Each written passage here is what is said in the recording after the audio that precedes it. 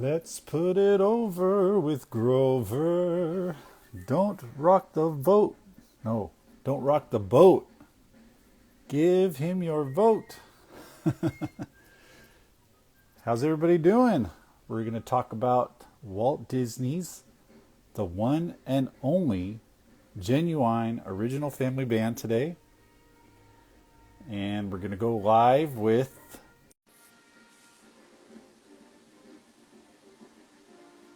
and I've let him in and hello. All right, I think you're on. I'm on. Can you hear me? I can hear you. I got the movie playing in the background. Can you That's hear all. I can hear it. Yes. it? Is it too loud? I'll turn it down a No, no, little no, bit. no. It's not at all. It's faint. Okay. Yeah.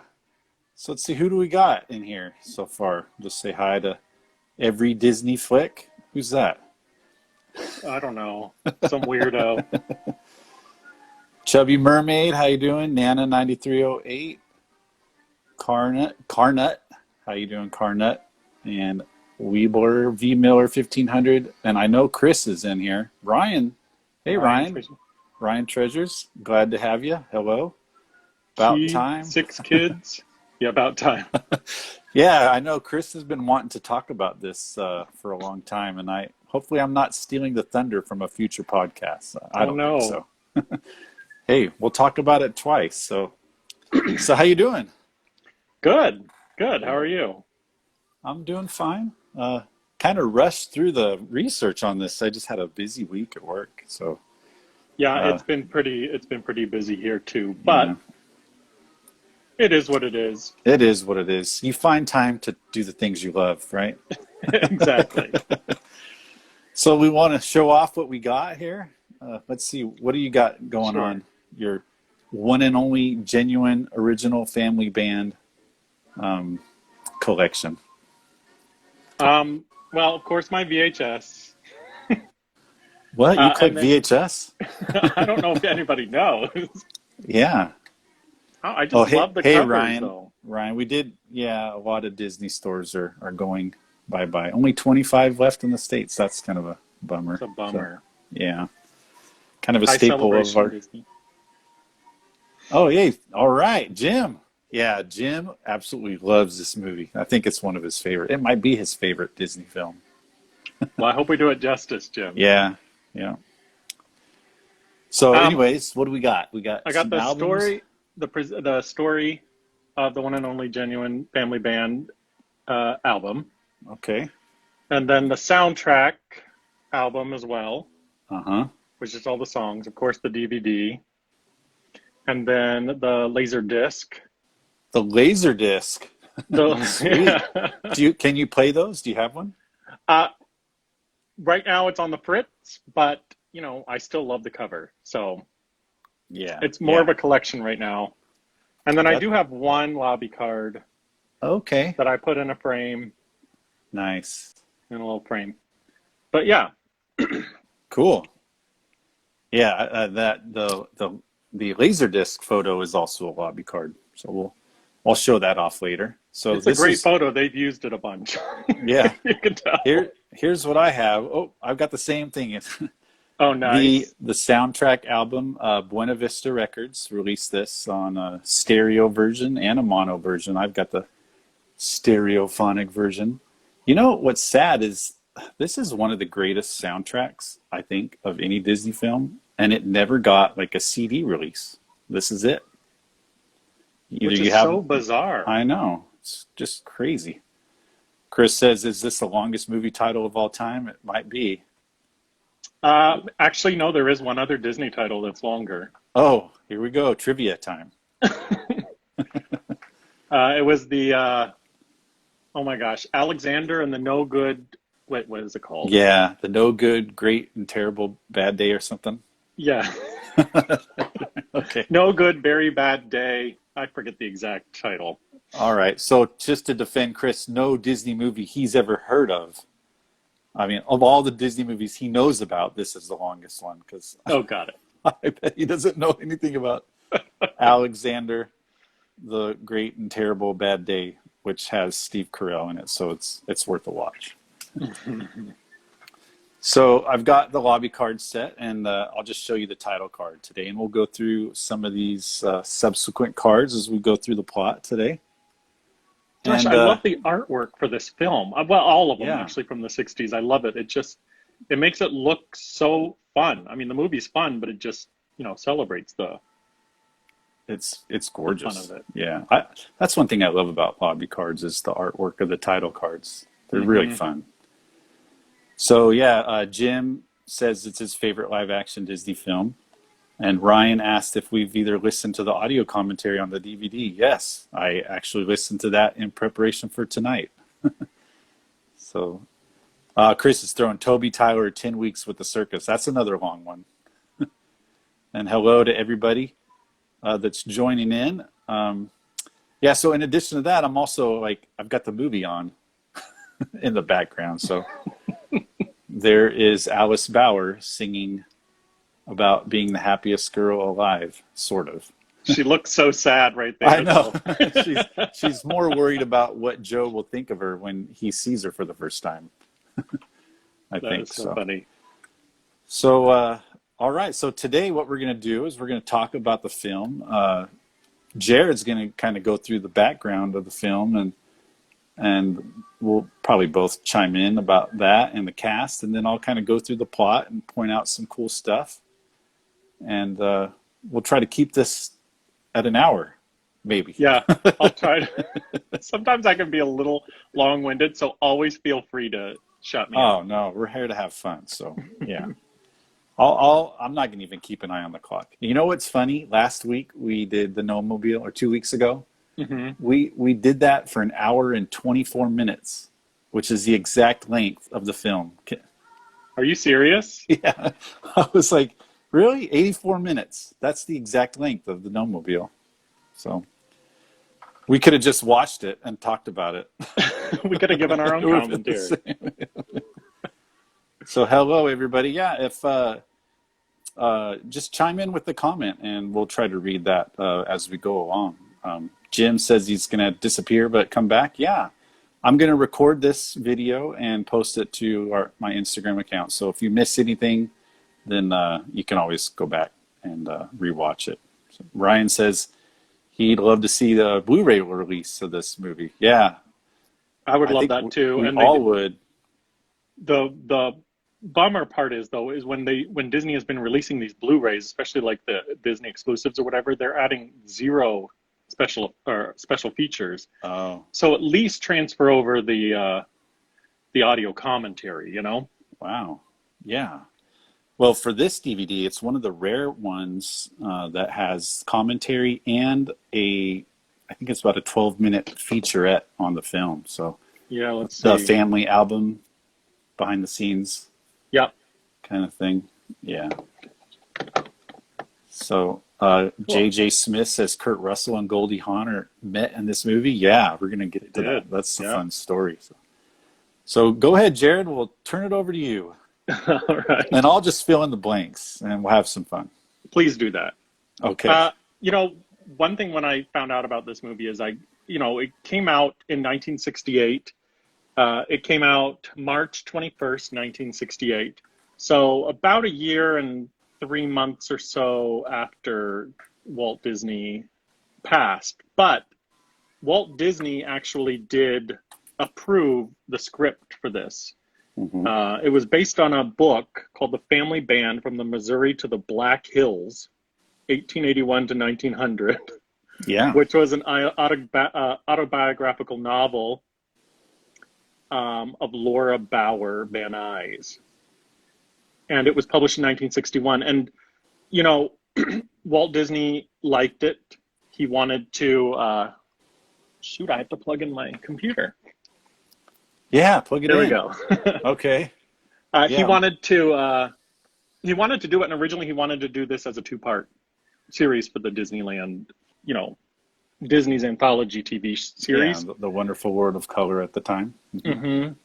And he thought that there might be a couple songs sprinkled in, and so I'll give everybody one guess as to who he went to write.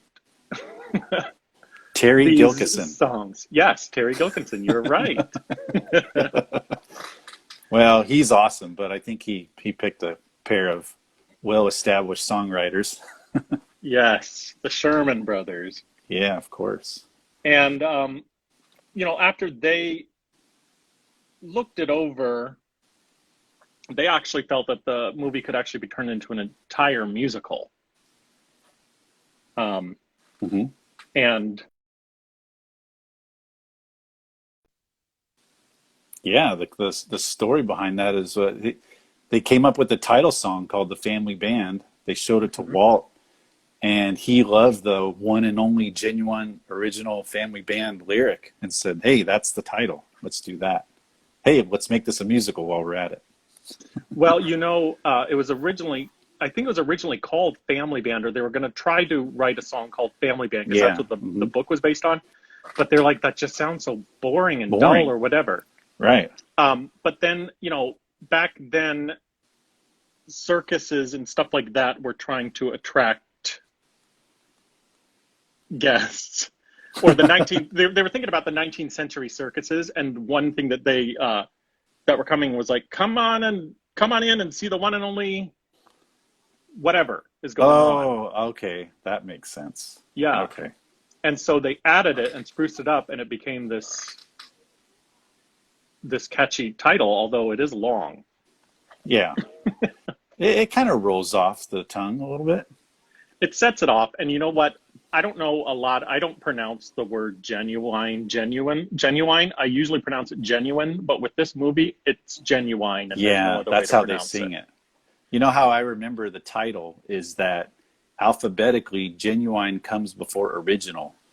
So it starts off with the one and only genuine original Family Band. If you think of that, you'll never forget the title of this movie. G true. comes before O. So yeah, Sherman Brothers, great stuff. All right. So the songs, they completed the songs in November of '66. Walt approved both the songs and the script, but then he passed away the next month on December 15th, Oh. and filming didn't begin until several months after. Mm-hmm. So, but we'll get to the director. I mean, that's kind of the basic and how it goes. So then we can get to some other special features, or not special features, fun facts a little bit later. Yeah, But sure.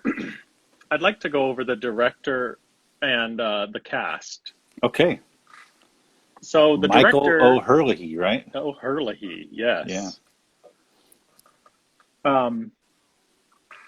His first thing he did for Disney was actually not direct. He was a technical advisor for Darby O'Gill and the Little People, Okay. which I found interesting. But That makes sense because he's actually Irish. He's an Irish TV producer and director. So yeah, it makes sense. O'Herlihy, They put him on Darby O'Gill, and he also directed The Fighting Prince of Donegal, another he did. Yep. film kind of set in that part of the country. Yeah, that was his first directing for Disney, was Fighting Prince of Donegal. And then he did a couple, things for the Disneyland, or the Wonderful World of, oh my gosh, I'm the TV show. Yeah, you could just say the Disneyland TV show. The Disneyland and all TV of its show. various titles through the year. He did a movie called The Young Loner, which I had actually never heard of or seen. I have that on my list too. I need to watch that one. He also did Willie and the Yank, which I believe got renamed and released on videocassette as Mosby's Marauders, which also starred Kurt Russell. Right. And then theatrically, he also did the movie Smith in 1969. I love that movie.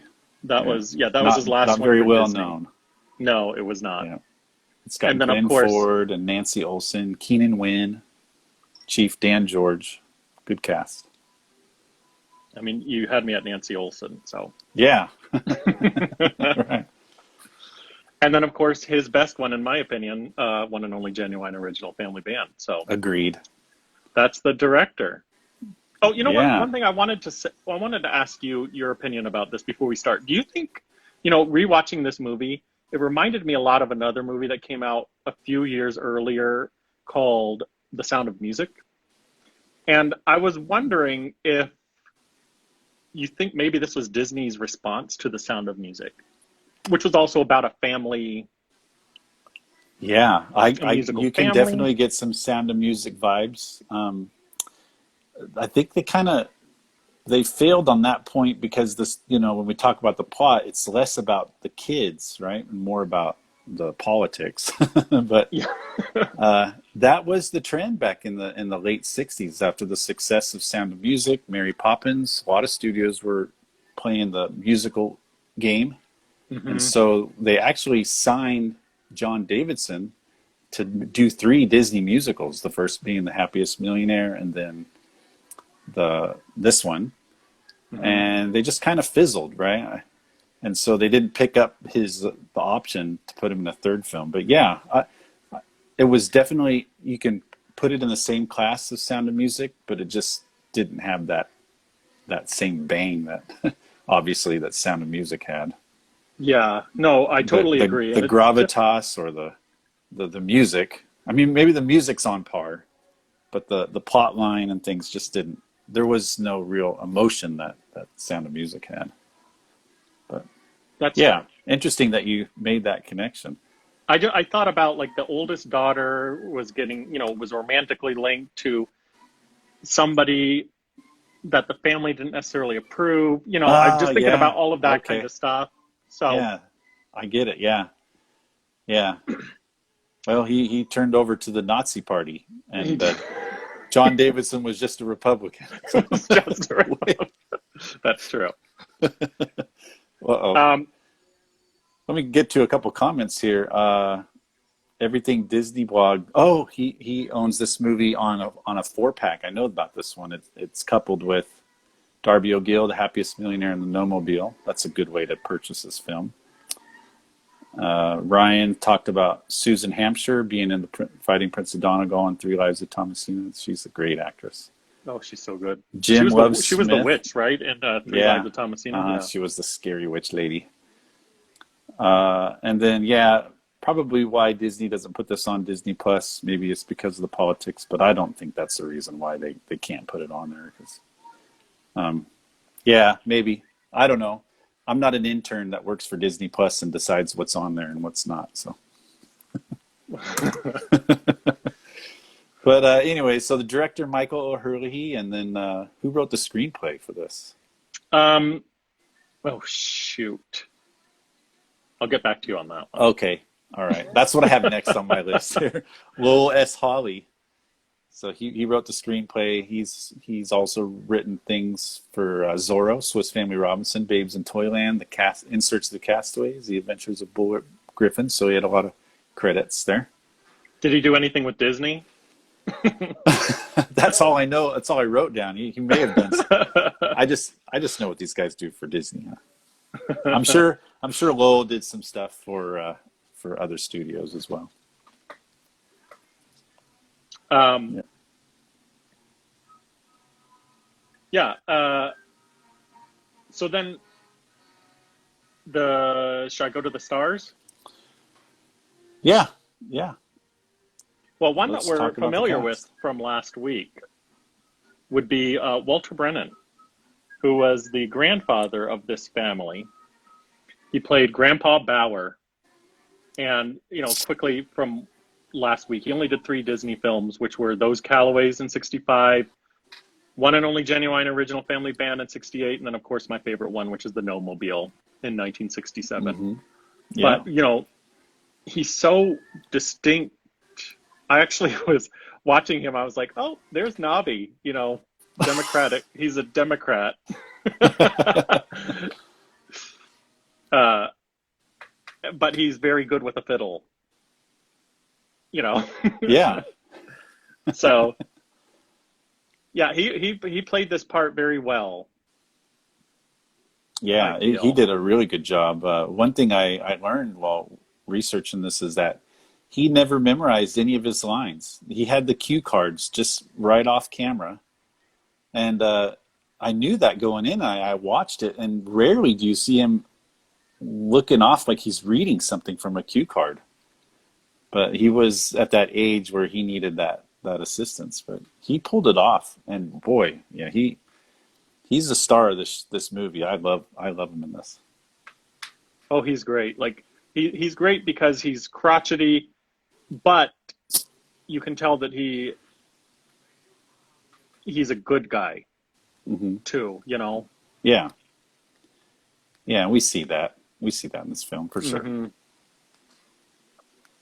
Well, his son in the movie, Calvin Bauer, is another Disney favorite, Buddy Ebsen.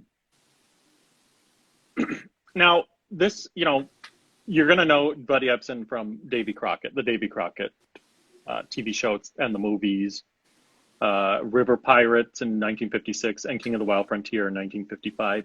And then he also did an episode of Mickey Mouse Club where he played Sheriff Matthew Brady. Hmm. Yeah, But it's a little strange because you're talking about Corky and White Shadow, right? I, I think so. Yeah, I just got done watching that series. Yeah, a Mickey Mouse serial, which CLS now says that Disney Plus needs to have more of those. They really Yeah. do. Uh-huh. They do. Republican. Republican, yeah. That's Kurt Russell. Um, but you know, he took a hiatus from Disney because that was like a 12-year hiatus, and it was interesting that this was the film he chose to do. Actually, if you don't mind me putting in a fun fact here. Yeah, we'll Um, just incorporate fun facts as we go along. That's kind of what I did with the plot. so the role of Calvin Bauer, Walt Disney had actually approved Bing Crosby to play that role. He did. He did. But the negotiations fell through in 67, and so Buddy Ebsen Hmm. filled in his shoes. Yeah. Now, this might be unpopular, and I haven't talked to you about this, but I think out of everyone, he was probably my least favorite actor in this film. Oh, I love Buddy Ebsen. He's great, but I didn't see the pep from him for having a family band. And yeah.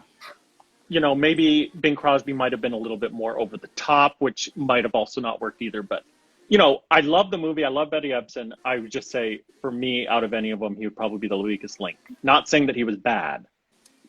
Yeah, well, let's talk about that a little bit. So this movie actually premiered at the Radio City Music Hall in March of '68, Mhm. and Disney had put together a 156-minute product. But the theater asked Disney to say, hey, you guys need to cut off like 20 minutes off of this, get it closer to 2 hours. So Disney actually did one better than that, cut it down to 110 minutes. And as a result, they cut a lot of songs out. Well, 2 songs, which kind of pissed off Richard Sherman and Bill Anderson, the producer. They were objected since the cuts. They felt that it weakened the dramatic effect, character development, the plot, a lot of things that I think would have made Buddy Ebsen shine a little bit more, including one song called Western, which actually you mentioned Bing Crosby. That's who the Sherman Brothers wrote the song for. Well, when Bing was like, he was he wanted a little bit more money than Disney was offering, so he cut out. So Ebsen came in, but he couldn't handle the demands of that song. So that was cut. They also cut another song called I Couldn't Have Dreamed It Better that Katie Bauer would have sang, and that would have further developed the relationship between Katie and Calvin. Something that we kind of get hints at, like we kind of see that they kind of want to move to Dakota, but they're a little reluctant. Why? There's probably more to that story, and I think that would have been told through the song I Couldn't Have Dreamed It Better. And they had to fulfill the Radio City Music Hall's demands of getting that length down. And it's kind of a bummer, because even after that early release in March of '68, they had 3 months until the wide release. they didn't put any of this material back into the film, and that kind of bugged the Sherman brothers because, like you said, Walt worked on this film. It was one of his last films that he directly worked on, and so they thought that was kind of like a not a nice thing to do to Walt by not putting this movie, the full picture together. So I feel like that was I mean, on a different scale. We talked about it last time with Gnomobile, yeah. where Walt wanted the end scene to have a bunch of gnomes on the outside of the car and all of that when they're driving off, and then they decided to change all of that. So it is a little weird and a little sad that they did lose that. And, speaking of Katie Bauer, on the flip side, like I would have loved to have seen those because I would have loved to have seen that relationship grow because Katie Bauer, I loved in this movie. Yeah. Yeah, I wanted to learn more about her. Janet Blair, and I'm surprised she didn't do more for Disney. This was the only thing that I could find that she did for Disney. Yeah, And that's all she did. She was a Columbia Pictures, kind of like a contract actor. What do they call those? A character actor. That's for Columbia Pictures. Yeah. There she is. Yeah. She did a couple films with Rita Hayworth. She was a lovely lady. Very pretty. Yeah, and she had a good energy about her, and she was. Yeah. I loved how firm she got with the kids and with Grandpa and Yeah. everything. She like was that. very. Leslie Ann Warren mentioned that she was very physically fit, and there's the scene where they're dancing and they're both doing the leg kicks, and Yes. of course, Leslie Ann Warren's leg kicks are they're insanely high. They're just so much fun to watch. But Katie Bauer, Janet Blair, she held her own. Very good.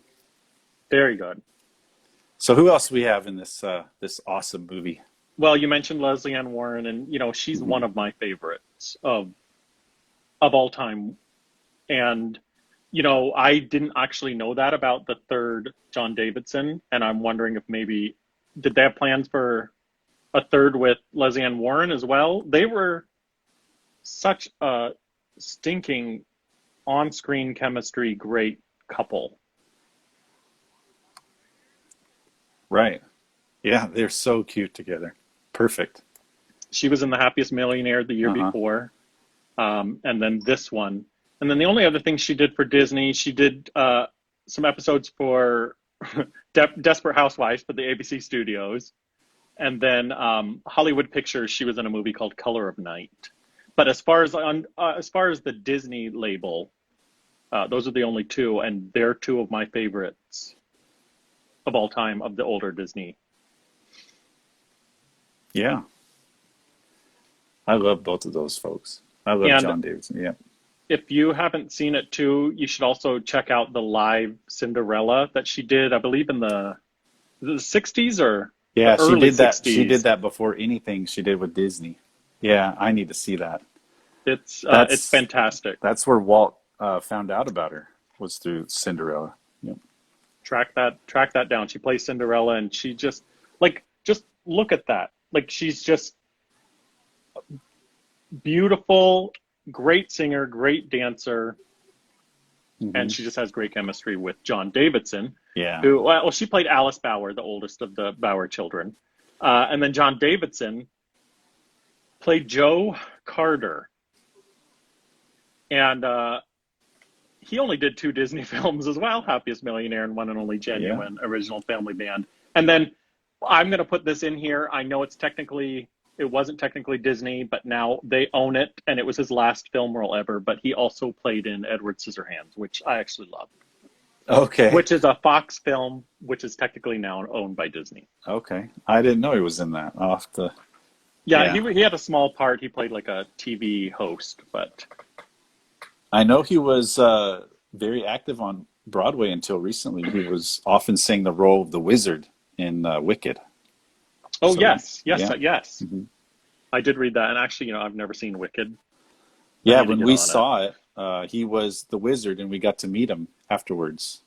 We got to meet the cast. Yeah, it was so cool. It's like John Davidson and the guy that played the little TikTok, I guess, the little robot guy, and then whoever played Glinda. Yeah, we got to meet them all. It was cool. That's pretty awesome. Okay, so probably the most famous person that people will know from this movie, at least today, would be Kurt Russell, where he played the second oldest, Bower child Sidney. He was 17 years old when this was released. He was 16, I believe, when they filmed it. And Yeah. this was one of his. It was only his second movie at Disney that was filmed theatrically. His first one was the Follow Me Boys. Right. He played Whitey with Fred MacMurray, and that movie's fantastic as well. And then I'm just going to list these really quickly because we could talk about it all night. But he also, after this, he played in The Horse in the Gray Flannel Suit in 1968. He was in The Computer Wore Tennis Shoes in 1969, where he plays Dexter Riley, and it was the first of, I call him the Dexter Riley trilogy. I love those. They're so great. They're so Yeah. out there, but he's in college, and him and his buddies do experiments and all crazy things happen. So Computer Wore Tennis Shoes, he also did. The second one would be Now You See Him, Now You Don't in 1972. He played Dexter Riley. And then the third one would be The Strongest Man in the World in 75. But in between those, he also played in The Barefoot Executive in 1971, opposite a chimpanzee. He played again with Fred MacMurray in Charlie and the Angel in 1973 in a smaller role. Mm-hmm. And then also in 1973, he starred in a lot of people's favorites, Super Dad. Super Dad. Yeah. Yeah. That would be a Everything joke. Disney blog says that Kurt Russell's his favorite. He's so good. Chris came up and- with another credit for John Davidson, the 1974 TV special Sandy in Disneyland. Yeah, that's right. Oh, That's such a see, great special. See, I'm glad that's why Chris is on here, and I'm Uh-huh. glad that you are. Thank you. And then in 1981, he voiced Copper in The Fox and the Hound. Mm-hmm. In 1991, he played Captain Ron in the Touchstone Pictures Disney film Captain Ron. And then he also played Wyatt Earp in 93 in the Hollywood Pictures Tombstone for Disney. Yeah, I love that movie. And then in 2004, he played Miracle. He played in Miracle, which He was he played the coach. hockey coach. Yep. Yep. And then in 2005, he played Steve / the Commander in Sky High. Yeah. Kelly Preston. Oh, And then that's right, he played Ego in Guardians of the Galaxy Volume 2. And then for television, in 1976, he did The Survival of Sam the Pelican, which I've never seen. He was a Never heard of it. narrator. Yeah, I've never heard of it either. I'm going to have to look it up on YouTube. He was a narrator in this really weird film called Dad, Can I Borrow the Car? And I don't know if you've seen that one, but it's yeah, it's I've never very seen much a it. product of its time.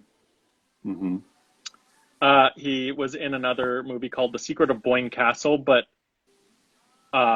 it was released as Guns in the Heather as well. I don't know why they wouldn't change names so much. Yeah, they were released as under different titles in here and in the UK. So the UK, they were often theatrical releases, and when we got them over here, they were cut into two parts for the Disneyland anthology show. Yeah. Well, it was the same thing for the Mosby's Marauders. And so they would just change the name here to, I guess, to have a different title for each one of the two pieces. So they did that a lot. They did that with Third Man on the Mountain. That was another one that was filmed overseas and released here in theaters, but also in two parts on the Disneyland show.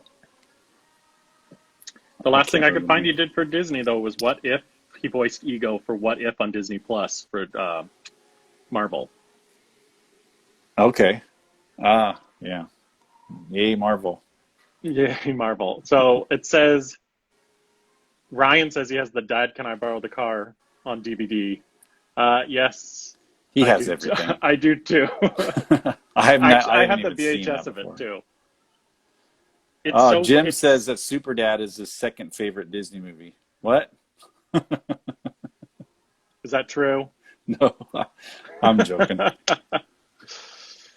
Um, and then CLS Nows says Kurt was also in The Osmonds at Disney, which I don't know Yeah, about. that was a Disneyland special that featured the Haunted Mansion. It was Kurt Russell, the Osmond brother, the Osmond family brothers, E.J. Peeker. It was called Disneyland. Was it Showtime? Chris, help us out. I can't remember the name of that special. He knows all the specials.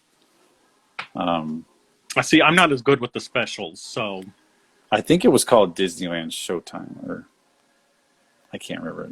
But it's the one that featured the Haunted Mansion, and Kurt Russell does a cool narration of like tech, the technology behind the ride. Kurt So Russell is just so good.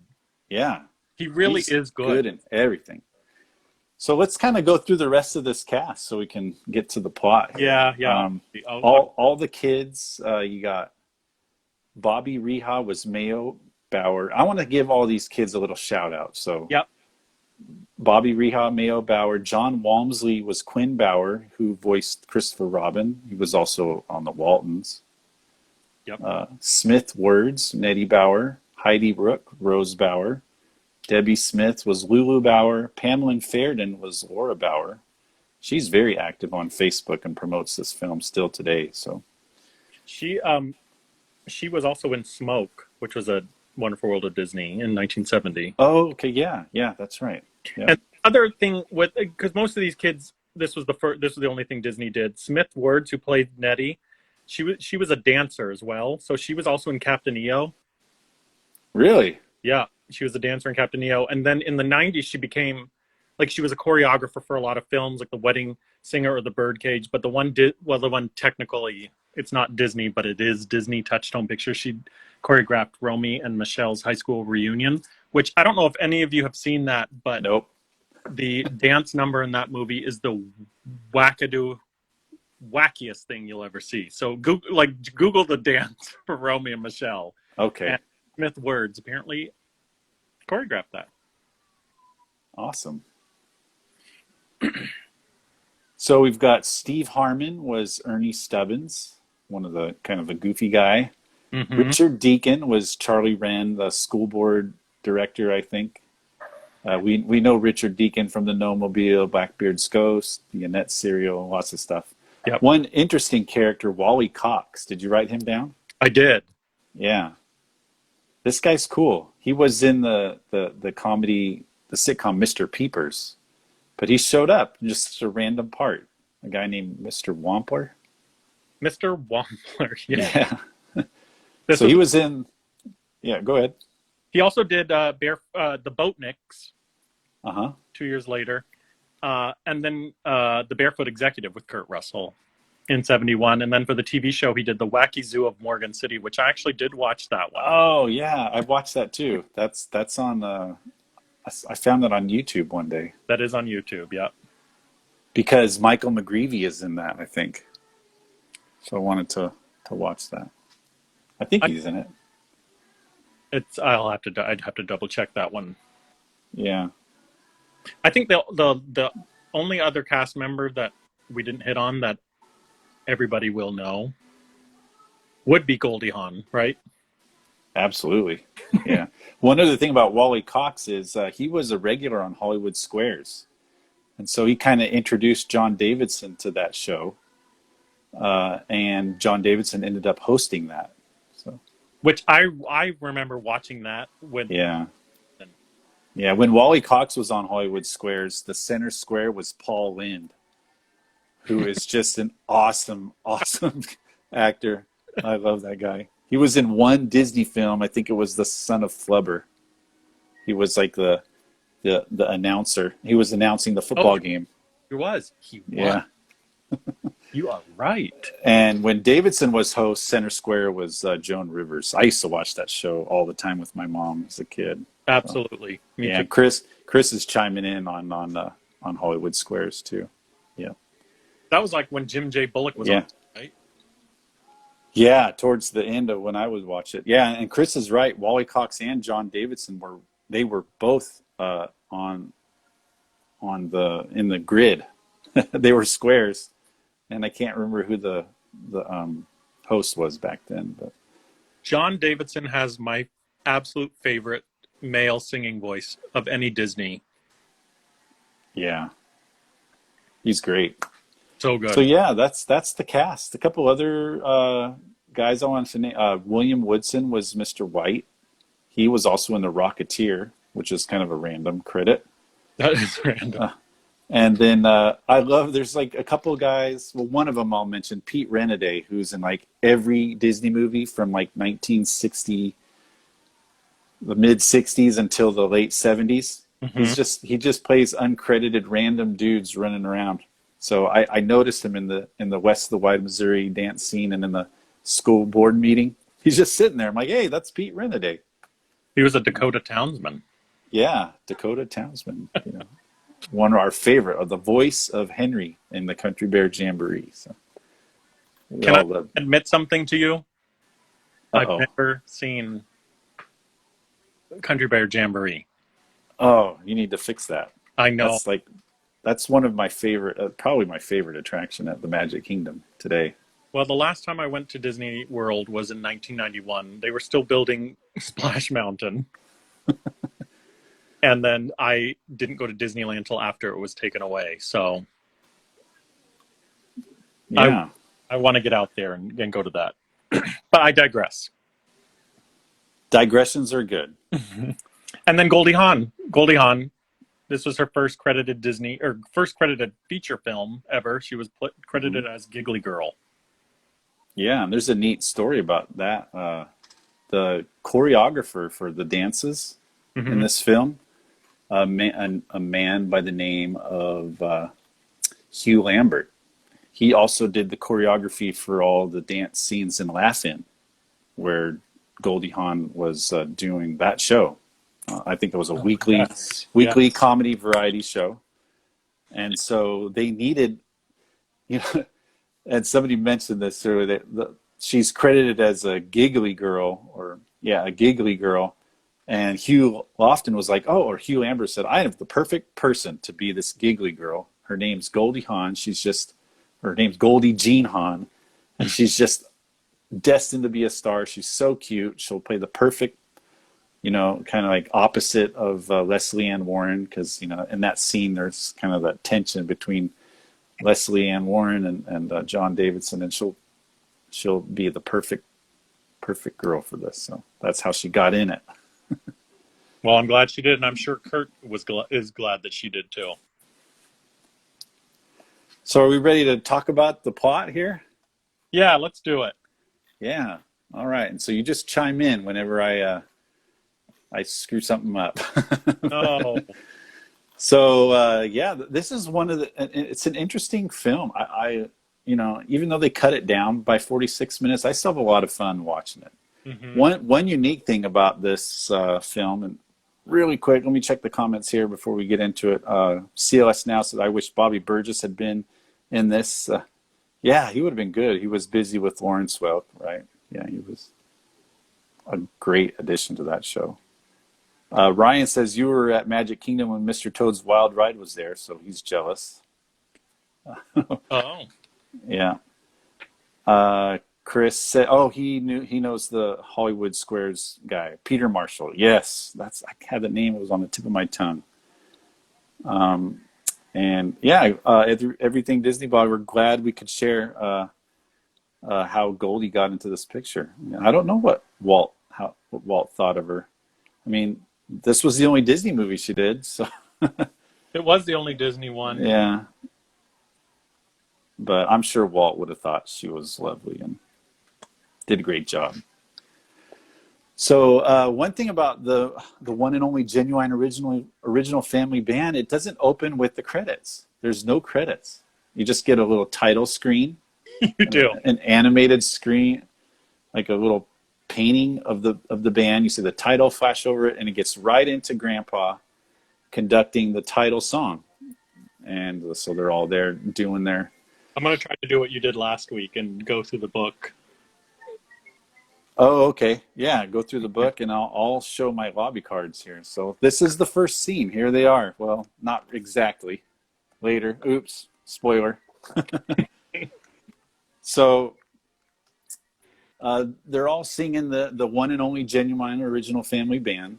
And towards the end of the song, Alice notices that the mailman is showing up, and she's excited that a letter from her love interest, Joe Carter, has arrived. So uh, Joe kind of they've been writing letters back and forth, and that they've never met. So whenever she gets a letter, she's super excited. Grandpa Bauer, right there, he doesn't approve of the relationship, saying she should not fall in love with a man she's never met. But actually, Grandpa, who's a Democrat, knows Carter is a Republican newspaper editor, and so that's the real reason why he doesn't like him. Yep. And so Republican. Republican, yeah, that's what Kurt Russell says. He's like, yeah, he doesn't like him because he's a Republican. So next scene, Alice is off in the woods, and she's which is this set is at the Golden Oak Ranch, and she sings this lovely song, "The Happiest Girl Alive." That she's actually looks pretty sad singing it, but She does. she gains some confidence while she sings this song, and that's just one thing the Sherman Brothers do well. Is they these songs that they wrote really move the plot along. Well, I have There's too that they write for the actress, yes. and they wrote that one especially for her because they knew that she's able to it would be able to bring out her character even more. Exactly. Yeah. Yep. Richard Sherman had a lot of great things to say about working with Leslie Ann Warren, and just loved writing songs for her. And this was one of his favorites that he wrote.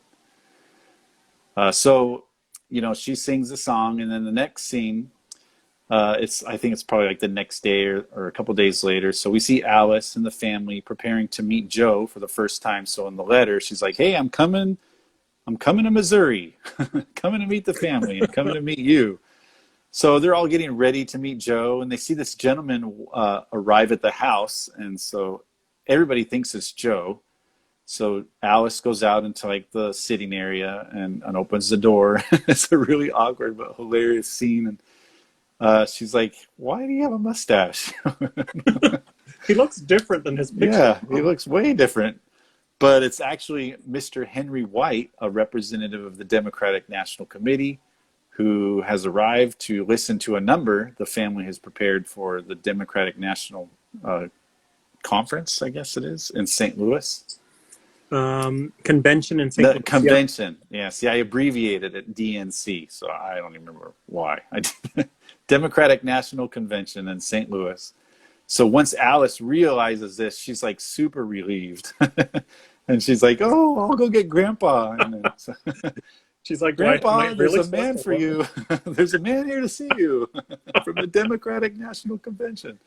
So this gets the family super excited, and they all run out to the barn to perform this song. And here's a scene from that. So let's put it over with Grover, which is it's a pageant type song, which was very popular back then to show support for candidates at conventions during the late 19th century. So. This was the Democratic National or Republican Democratic National Conventions were basically variety shows. And so Grandpa wrote this song and hoping that the family would perform it there. And so this is their big break. They sing it. Everything Disney Blog says this is one of their favorite scenes. The song is always in his head. So after the song, here's one of the scenes here where I think this is what is this, the Paul Revere scene, or they're just kind of, I can't remember what this one is. I don't remember. I want to say But no, because I don't want to give the wrong information. Yeah, there's a lot of different vignettes, and so this is kind of what they do. And they sing this really rousing song, "Let's Put It Over with Grover." And Mr. White is just like visibly moved by the performance, and he invites the whole family to come sing this song at the convention. And so the family rejoices at the excitement of a train trip to St. Louis, staying in a fancy hotel, and eating at fancy restaurants, according to Grandpa. So they're all excited. And so to celebrate, they sing this awesome song, which I love, called 10 Feet Off the Ground. And here is where we really get to see Buddy Ebsen shine, and he shows off his dancing talent. And he was, I will give you that. Yes, I will.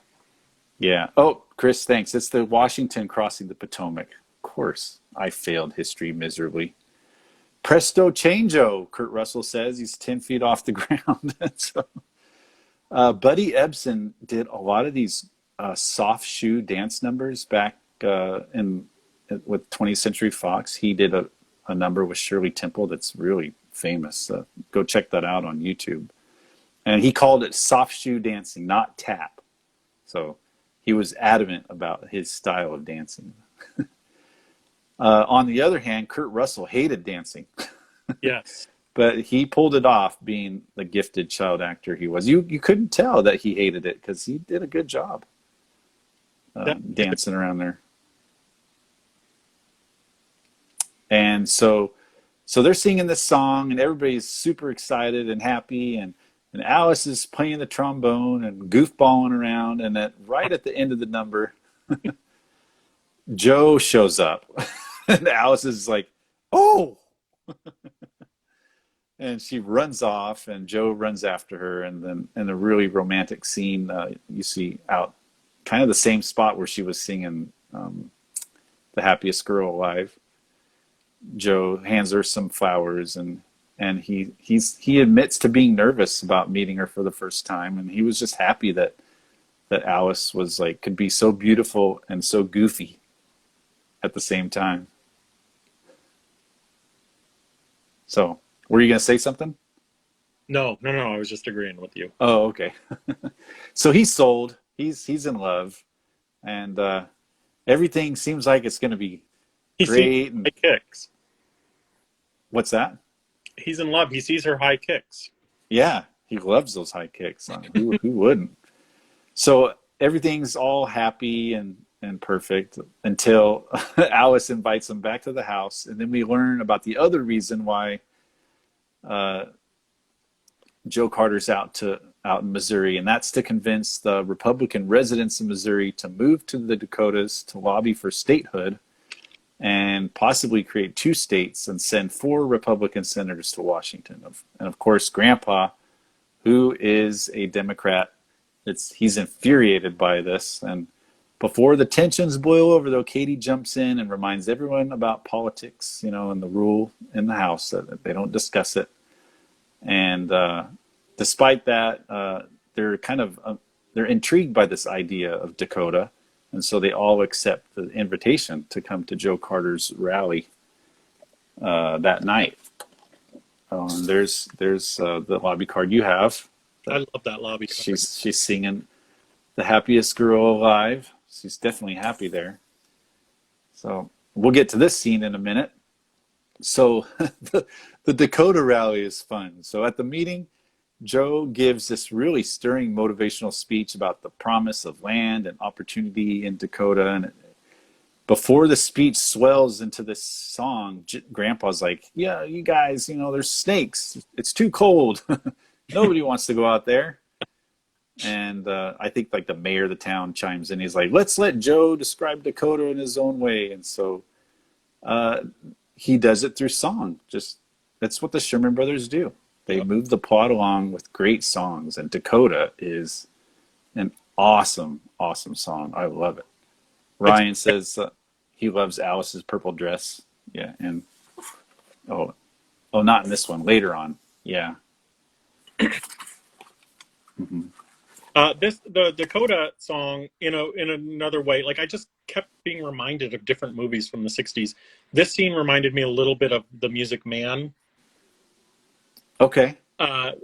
Where he's saying "Trouble," not because of the content, but just the fact that he's gathering all the townspeople to give his spiel, and does Yeah. a song. Yeah, I agree with that. Yeah, I love that song too. Dakota reminds me of Detroit a little bit Which in The Happiest Millionaire. oh, I could talk about Happiest Millionaire for for hours. Yeah, we should maybe do that one of these days. So they're all singing Dakota, and the townsfolk are rallying around Joe with torches, which is funny. Like, it's a Republican torch party. I don't know, but not everybody in the town is. Well, no, we'll get to that later. I think most people in this area, Republicans, are thrilled at the concept of going to Dakota with the rolling rivers, the golden oceans of Bowling Green, the black hills, and the blue skies of the shining west. And everybody's super excited. Well, in the next scene, we kind of see a conflict here. Of course, there's the Grandpa and Joe conflict, but another conflict is whether the Bowers move to Dakota or stay in Missouri. And remember that they had this trip to St. Louis planned. So if they move to Dakota, that's out. And so Katie and Calvin kind of discuss the particulars. Katie's willing to go, saying, "Hey, we got to go now because the best spots will be taken if we wait." So, but Calvin's like, "Well, what about Grandpa and the convention?" So, meanwhile, Grandpa overhears this, and he knows how much Calvin wants to keep moving west and find land, and that's kind of what we would have heard in that song "Western" if Calvin was if sung it in this movie. It would have been about him being excited to keep moving west and new opportunities and things. So Grandpa hears this and he goes into the kitchen. He gets the kids, "Hey, you know what, guys? We need to move to Dakota to satisfy your dad's desires. You know, we can always ride a train later, blah, blah, blah." So the kids start singing a hymn-like reprise of Dakota, and Katie and Calvin are walking in, and everybody's like super excited to move to Dakota, and they're on their way. They are. Yeah. So Ryan says Leonard Maltin isn't a big fan of The Happiest Millionaire. Well, he's wrong. So Yes, not everybody can be yeah, right all the time. yeah. Well, I love Leonard Maltin, and he's done awesome things, but he can be wrong. Happiest Millionaire, I watch every New Year's Day. Oh, do you? Yeah, That's great.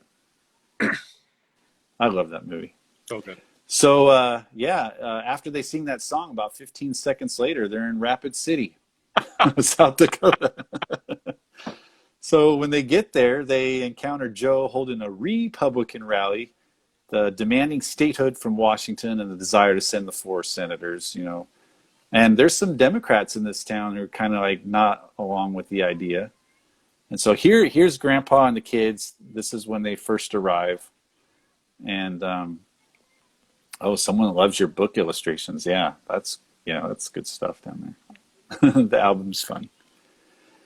So the family, Joe sees the family come in, and they're like, "Hey, Joe, we're here!" And Joe rushes down from his soapbox there, and he introduces Alice to Mr. Wren, who's played by Richard Deacon, and he lets Alice know, "Hey, we want you to be the new school teacher. We don't have a teacher right now, and the kids are just causing trouble all over town. We need to get them in school."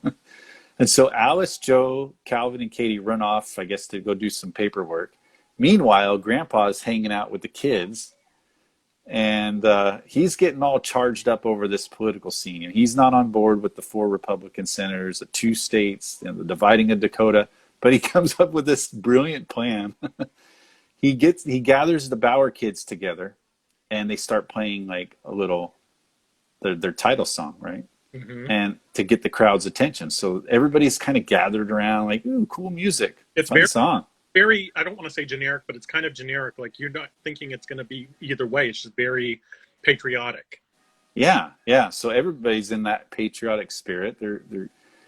They're gathered around, and then Grandpa's like, "Okay, here we go. Let's do the Grover song, Grover Cleveland song."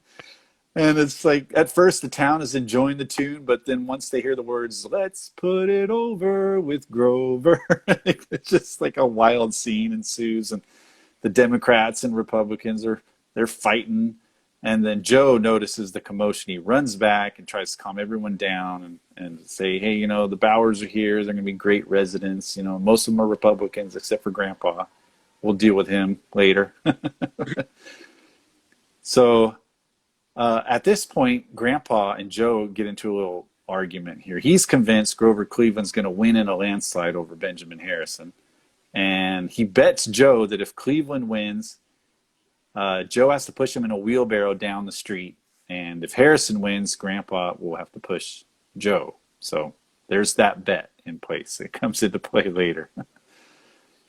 So meanwhile, Alice is preparing for her first day at school, but due to a technicality, Joe shows up and says, hey, you know, we need to meet with the school board. We got to take care of this little technicality. But really, what is it? It's a plan for him to get some one-on-one time with Alice, which I guess has been lacking since they arrived in Rapid City. So There's a little picture. yeah, there you go. Uh-huh. So at this point in the film, the Sherman Brothers are like, hey, you know, it's about time to have a love song. What should we call it? About time. So Joe takes Alice to a nice little romantic pond that's on the Golden Oak Ranch again, and asks Grandpa. And so while they're doing this, Joe has asked Grandpa to run to the school and dismiss all the kids because they're showing up for school that day. Wait, well, really quick before you get into that, I just have to say that "About Time" is my favorite song in this entire film. Okay. I look forward to that scene every single time I watch this. Yeah. Movie. And it's just, these two together are just magical. And so I love it when it's just a song between those two. That's how I felt with Detroit. That's how I felt with Are We Dancing and Happiest Millionaire. So this one is my absolute favorite. I love all the songs, but that. Yeah. Disney Girl Forever 30 says she loves it too. Yeah. It's just a lovely song. The way they sing and they ask if they should both sink or swim and both agree to swim. I love that lyric for some reason. And it's just a wonderful duet. It ends with a sweet kiss and, you know, it's about time. Yep. And They kiss. moves the plot along. Yeah, it does. Another great moving the plot along song. So Grandpa is at the school. He's just there to tell the kids to go home, and they're all excited except for this one girl who had memorized a poem to recite at school that day. So Grandpa's like, well, I don't see any harm in getting all the kids back into the schoolhouse so she could say this poem. And she does a nice little job there, reciting a very difficult Ralph Waldo Emerson poem. I was thinking about it watching that scene. Well, the scene when she was crying to him, she's very young actress, and those were real tears, and I just Yeah. do that. I wonder if someone on the side said, you know what, we're not going to do your poem in this movie. We know you studied real hard just to get the tears out. Oh my, Fake. No, we're going to do it. her name was Edna in the movie. Yeah, Edna. Yeah. Hey, Chris says he loves About Time, and he loves the Louis Armstrong version. Yeah. Louis Armstrong version. Yeah. He also did a cover of 10 Feet Off the Ground, too. So Oh, he did? those covers are awesome. Yeah. It's on an album called Satchmo Sings Disney or something. He covers a lot of Disney songs that are fun. A couple songs from Mary Poppins too. So yeah, look for that album. Disney. Definitely. Satchmo Sings Disney. I think that's the name. Chris can look it up. I'm sure he's very familiar with that album. There isn't a piece of Disney music that Chris doesn't know. Okay, where were we? Oh, Edna. So she says the poem, and there's this kind of like this obnoxious boy named Johnny DeJohn who keeps raising his hand, and he's kind of rude. He asks Grandpa if he's qualified to teach, and Grandpa in a smart alecky kind of way says, "Well, I'm qualified to teach if I know something you don't." So the conversation turns to the Civil War, which is the term the boy uses, but Grandpa's like, well, I fought in it, and it's not called the Civil War. It's called the war between the states, and it's all about how the country was divided. And the same thing is happening in Dakota, right? The Republicans are trying to divide Dakota into two states. And the boy's like, well, they can do that because my parents voted for it. And Grandpa argues that they voted, but you kids have no say in the matter. Like, once your parents are gone, you guys are going to have to deal with the split Dakotas. So, and it's funny because here's what I'm watching right now. Look at that. So he starts singing this song, Drummin', Drummin', Drummin', which is Elmer Sagehorn, one of my good friend, one of our greatest cricketer supporters. It's his favorite song in the movie. So this Drummin', Drummin', Drummin' song is about a young boy named Johnny Shiloh who used his drum as a voice during the war. And it's funny that, the Sherman Brothers wrote the opening song for Johnny Shiloh, the TV episode that starred Kevin Corcoran. Mm-hmm. And so they kind of wanted to use that song, but they just couldn't come up with a rousing rendition of the title song for Johnny Shiloh. So they scrapped it and just came up with this Drummin', Drummin', Drummin' song. And it did its job. It stirred up all the kids, and they all start singing in. And there they are. They're all tapping. There's Johnny DeJohn right there that just... he's not having it at all. But the kids get all riled up, and they, as a result of this, they get stirred up and want to have a voice against the dividing of Dakota. So it's kind of like, Grandpa's doing his thing, which is totally against what Joe wants. And so when Joe learns about this, he shows up at the Bauer home later that day, and he starts arguing politics with Joe, and they're really getting into it. And Alice is like, she's intervening and says, Grandpa, get back in the house. Joe, leave. Mm-hmm. And she's just had it.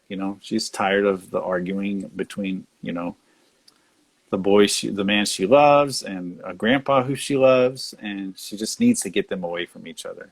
So Joe tries to explain to Alice, but she won't have any of it. They both go their own ways. Joe speeds off in his buggy, which is interesting.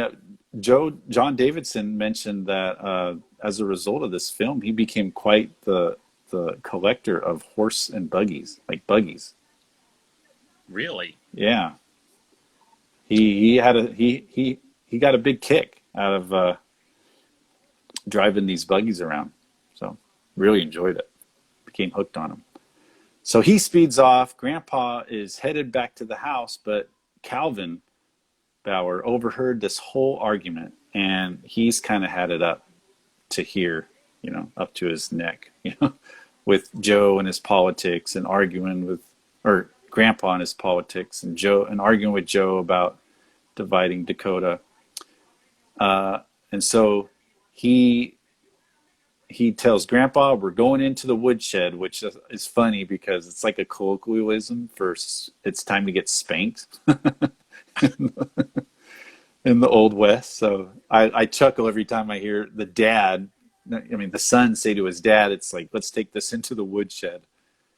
It's a little, for me, it reminded me a little bit of like Old Yeller, like, all right, come on in here. I'm going to put you down.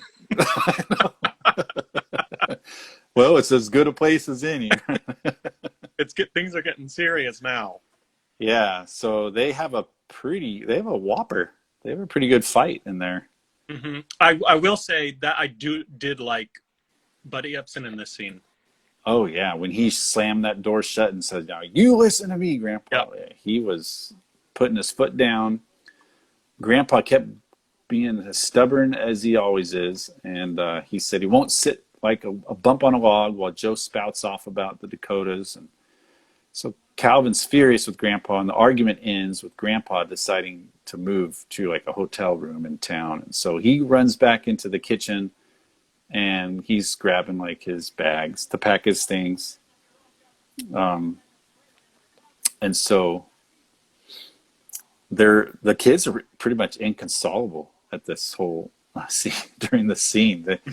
They love Grandpa. They don't want him to go. They're like hanging on his leg and everything. And but with them. yeah. Well, yeah. Mayo is like, I'm going. If Grandpa's going, I'm leaving with them. And Calvin's like, Mayo, get over here. So that happens. Grandpa's off to the hotel, and then the next scene, we're at the school board meeting. And somebody said they really liked this scene earlier. Disney Girl Forever said, I love when the grandfather goes to the schoolhouse. Oh, she loves the schoolhouse scene. Okay. This is the school board meeting, and so they're there to decide whether or not to terminate Alice as school teacher because of what Grandpa Bauer did at the school. And so during the meeting, Joe admits to the town that he invited Grandpa to the school to dismiss the kids. So that's how this whole thing got started. And Alice quits as a school teacher just to save the town the trouble and to side with Grandpa. I will say this. Has Alice even received a paycheck at this point? Because she Nope. she went to go fill out paperwork, yes, but then the next day she decided to sing at the pond while Grandpa messed everything up, and then the next day she's about to be fired. She hasn't even done a lick of work. Yeah. Well, that reminds me of a job I had at Little Caesars. I showed up one day and got fired. I didn't get a paycheck. We won't get into details. Right. I worked at Little Caesars in a Kmart for a couple of hours. Yeah, I hated it. I don't know why I'm bringing this up. It's been a long day. So fun. So Alice quits and she's running out, and Joe runs after her to help her reconsider, but she disagrees and they part ways. There's a funny scene where Joe gets tangled up with another townsman and they take a spill down some stairs. So, but back at the schoolhouse, not the schoolhouse, the school board meeting, Grandpa, he musters up some courage there and he apologized for what he's done. And really, he does that because he's like, hey, we need to keep Alice on, and not because of anything I did, but we need to have this school. The kids need to have a school. So Calvin hears this. He's moved by the apology and later meets Grandpa back at the hotel and asks him to come back home.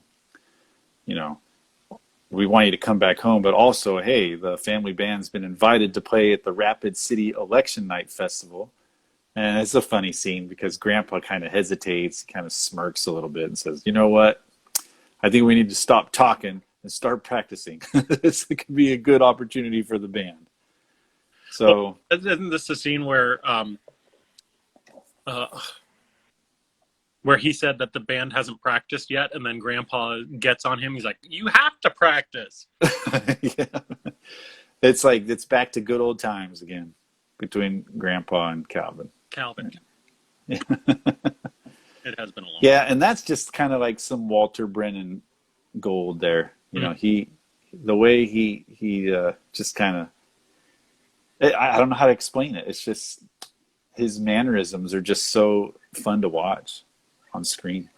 So, all right, so we're at the final scene, and this, man, you know what?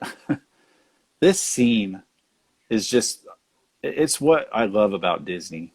Yep.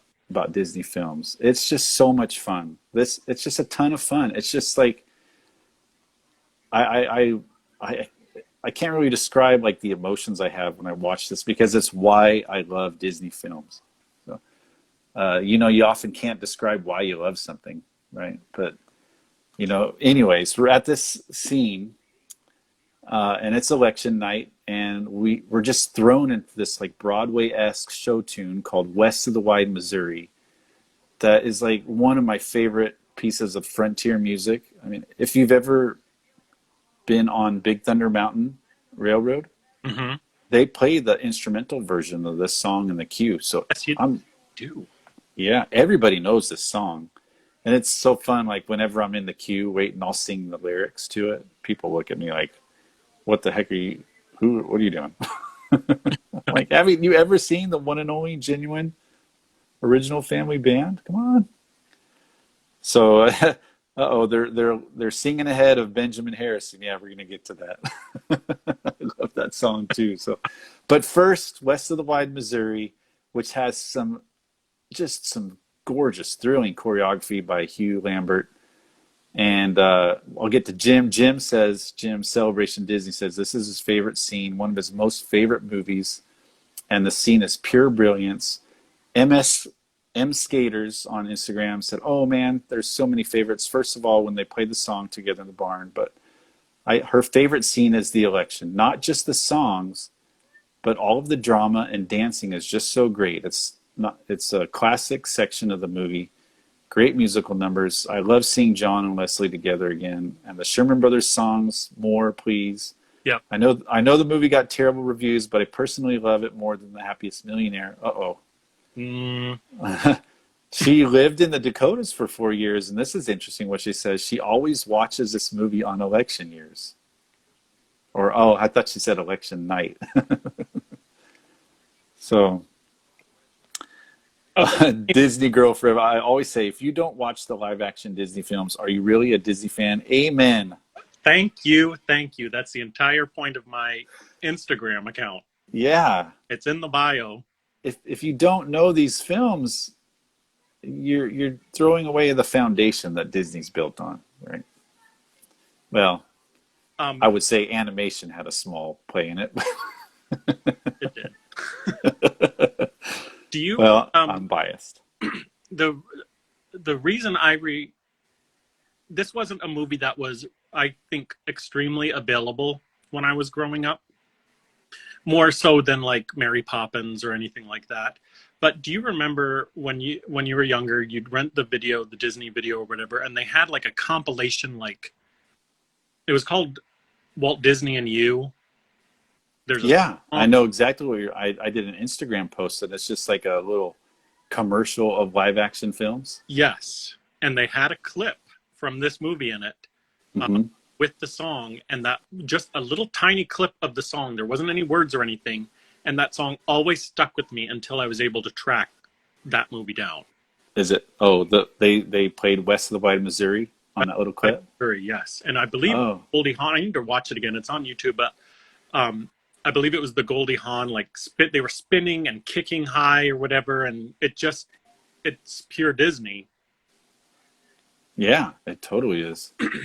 I just love this scene. So continuing on, so Alice has brought this other guy, the Ernie Stubbins dude, to the festival, and Joe is coupled with a young giggly girl that we all recognize as Goldie Hawn. And the dancing scene is furious, and it perfectly shows off the jealousy and the anger between Joe and Alice without having any of that unnecessary, tumultuous dialogue that we'd hear if they were able to talk. But no, they do it through dance, and it's brilliant. It's absolutely brilliant.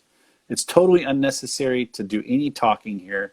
Let the dancing, let the choreography take care of the tension that we know that exists between Joe and Alice. It's just so perfect. I love this scene.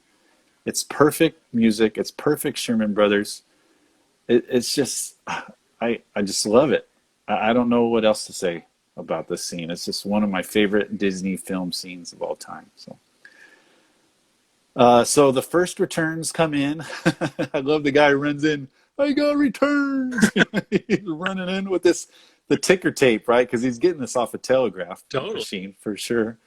So he runs in with the ticker tape, and each side is celebrating as when they discover that their candidate wins a state. And now, okay, Chris, are you ready? Now it's time for us to hear the Republicans sing about their candidate, Benjamin Harrison, which I love this song. Benjamin Harrison, who's quite without comparison. He'll make their town a garrison of life and liberty. He'll promise 2 new states, 4 new senators, low tax rates. Tax rate. That's statesmanship. Nah, that's politics. Oh my gosh. So yeah, you guys were killing me in the chat. Chris and somebody else were trading off lyrics here. Life and liberty, no new states, low tax rates. Richard and Robert just went to town on that. It's so it's like the song wrote itself. I bet they wrote that like in 15 minutes, like on a napkin or something. So Surprised they're so sticky. yeah, exactly. But oh, they know their do-si-dos, part of the West of the Wide Missouri. Yeah. Disney Girl Forever says, one of my favorite Disney live action promos is from Walt Disney Treasures. The saxophone is the bomb. I don't know that. Please post that, Disney Girl Forever, on your Instagram. I want to check that out. Tag me so I'm be sure to see that. Chris said If you can. video from Walt Disney and You is on his website. Oh, is it? Okay. Awesome. Yeah, you know what? That's probably where I've heard it, because there isn't a track on his website that I haven't heard. Okay, so where are we? They're singing about Benjamin Harrison, right? And Ernie Stubbins, he's like, Harrison says his mustache is bright. He's making fun of the song. So he's got some red paint. He's going to paint a mustache on the Benjamin Harrison sign, poster, because at election night it's divided in half, right? They got the Republicans on one side with Harrison and a chalkboard that's like tallying all the returns, and same thing on the Cleveland side. So it looks like a fight is just about to break out, but then ticker tape guy comes running in again, and with the final returns, and after all the votes are tallied, we learn that Cleveland has won the popular vote, and dejected Joe Carter concedes to Grandpa and tells him, "Yep, you guys won. I'm ready for you. I'm ready to push you down Main Street in the wheelbarrow." But Well, and Grandpa gets in the wheelbarrow, doesn't he? doesn't Joe get in it? Oh, Grandpa, wait. Because Grandpa. Yeah, Joe has to push Grandpa. Oh, I got that backwards. Thank you. Yeah, because Joe lost, so Grandpa gets the ride. So, but hold everything. The ticker tape man comes in. He kind of walks in slow. He's like rubbing his head. It's like, Harrison won. It's Benjamin Harrison. He was elected by the Electoral College. And then Wally Cox, one of the greatest lines in the film. He's like, "Oh, how did you win? What is going on? We won the popular vote, blah, blah, blah." He's like, "All I know is that the Democrats elect a president and the Republicans cheat us out of it." It's like if you've watched this film after the 2000 election and the 2016 election, you can kind of chuckle at this a little bit more. But it's so funny. Yeah. Oh, thanks, Disney Girl. She's going to tag us on there. Awesome. There's Goldie. Yeah, there's Goldie. She is so stinking cute. But I'm a little partial to Leslie Ann Warren Me too. as being cuter. So the Republicans start singing the Benjamin Harrison song because they're all happy they won. And then this man, he's like, Benjamin Harrison, woohoo! Gets hit in the face with this chocolate cake. It's so hilarious. It's like one of the funniest things in the film. And that just sets off this huge fight, which, by the way, Hugh Lambert choreographed this. It's all choreographed. Wow. And it's so funny. Like, they're all fighting. The family band kids are kind of hanging on this light post, and they're like into it. They're cheering on the action. Everybody's yelling, "We won fair and fair." And Joe's like, "They got Harrison. Let's get Cleveland." And then Calvin grabs the kids, and at the height of all this fury and the madness, we hear the kids start to play "My Country, 'Tis of Thee." And then, cooler heads prevail, civility, patriotism, and Calvin urges everyone to accept the result. And he shares this wonderful quote he heard from Grandpa, that there's a time to stand up and fight for what you believe in, and there's a time to join hands and work together. And that's the time. So the people agree to join hands, and Grandpa announces, "No, I'm ready to push you, Joe, in the wheelbarrow. Let's get this over with." So there's that scene, and then there's the they're singing about him. It's politics. Well, one thing I will say, when they're singing "My Country, 'Tis of Thee," everybody stops, puts their hand over their heart, and as soon as so then Buddy Epson looks over his shoulder, and he's looking at the entire crowd, and he's like, "Okay, I think I got them." to stop, and so they stop singing, and then they immediately start fighting again. So Yeah, I know. the family band going again. He's like, "We can sing all night." Yeah. We're going to sing all night. Nothing we can do is going to change this one iota. Mhm. So, oh yeah, good little trivia. Grover Cleveland's the only president to serve 2 terms. Yeah, he lost this one, but he won the next. He won it in 1892, I think.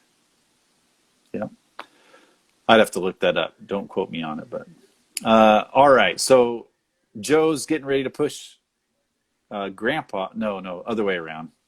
Grandpa's gonna push Joe, but just before Joe gets in the wheelbarrow, he grabs Alice, lays a big whopper on her, like it's just real forceful kiss. That's awesome. And John and Leslie both just enjoyed that moment. Like they both said to each other that that they. John Davidson said to Leslie that she was a wonderful kisser, and Leslie Ann Warren said John was a wonderful kisser with those beautiful big lips. It was funny.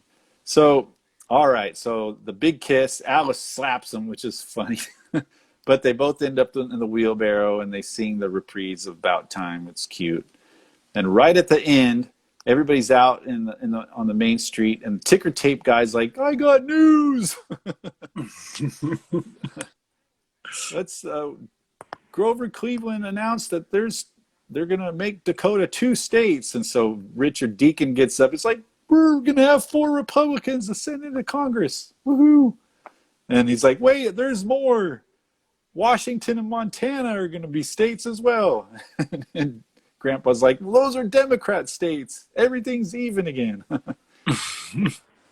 And everybody has a chuckle, and they all march down Main Street to the title song, and then we finally get the credits. The end. Yeah, Leslie was swooning. Oh, she was. Man, you know what? Not only Leslie, but every female member of the family band. I listened to quite a few podcasts where those kids were guests, and they all just like couldn't get enough of John Davidson. They were in love with him, dimples and all. So there's the band marching down, and that will bring this to. What do you have? Any final things to chat about, Jared, about this awesome film that deserves a wider audience? It needs to be more well known. It does need to be more well known. Listening to you explain the plot, it is a little interesting that this film was even made, because it doesn't seem like it would be a a film for a family. Like the first thing you think of when you're pitching a family movie is not this musical about politics, right? Mm-hmm. But everybody involved made it happen, and made it happen very well. Yeah. Like Ryan said, an absolutely fantastic cast, a great director, a great choreographer. It's just awesome. There was one thing I wanted to say, which is so funny because, Grandpa Joe. This isn't Charlie and the Chocolate Factory. Grandpa Bauer was a Democrat, right? Who fought in the Civil War. I don't know where I was going with this. I just totally lost my train of thought. That's all right. It was kind of ironic that he sang the Johnny Shiloh song. That's where I was trying to go, because Johnny Shiloh was a Yankee. Oh. And yeah, so he was a drummer for the Yankees, but he was a Confederate soldier back in the day. So it was kind of funny. It's just kind of funny. There was some irony, a little. I don't know if they did that on purpose or was just like a little plot hole, or I don't know. But anyways, I don't want to end on that note. I will say, say. If you haven't seen this movie, it's not on Disney Plus, but it is on DVD, and it's also on like iTunes, that kind of stuff. So it's worth the purchase, but at the very least, it's worth the rental. So check it out. Yeah, totally check it out. And here you go. We'll end on there. This is my favorite scene. Here we go. I love Leslie's dress. I love her mannerisms. Everything. Just love this. Yep, there's that tension. Nope, I'm not dancing with you, John. Just love this movie. All right, everybody. Thanks for joining us tonight. There was a lot of activity in the chat, so this was probably one of our more interactive shows. So just like to thank everybody for chiming in. Good night, Chris. He signed off way past his bedtime, I guess. And I think what we're going to do in a couple of weeks, we'll probably do the Adventures of Bullwhip Griffin. But, that could change. We'll talk about it. Yeah, absolutely. I'm up for watching any of them, except for one of our dinosaurs is missing. Okay. Right. All righty. Well, thanks, Jared. Thanks for joining me and sharing this wonderful film. And hopefully we'll get some folks out there to watch it. Like you said, DVD. You can purchase it for rent or streaming on iTunes or Amazon Prime as well. Yep. So, and let us know if you watch it, what you think about it. Yeah, I'll post this and tag, just comment on it with, your favorite actor or scene or what you thought if you haven't seen it before. Thanks, Ryan. Thanks, Jim. Time for Holding Hands. Grandpa was united with Johnny Shiloh by being an American. Yes. There you go. Yep, that's right. Way to end it. A totally American film, and just love it. Thanks, John Davidson, Leslie, for making this a wonderful picture, and everybody else. So, thank you, Jared. All right. Thank you, Brian. All right. We'll talk to everybody in 2 weeks. Sounds good. Bye, everyone. All right. Bye.